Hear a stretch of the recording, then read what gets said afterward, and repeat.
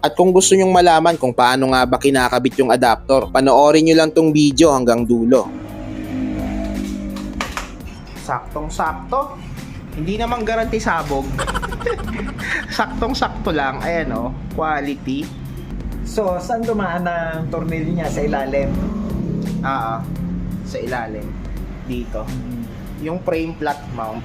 Tapos yung caliper post mount.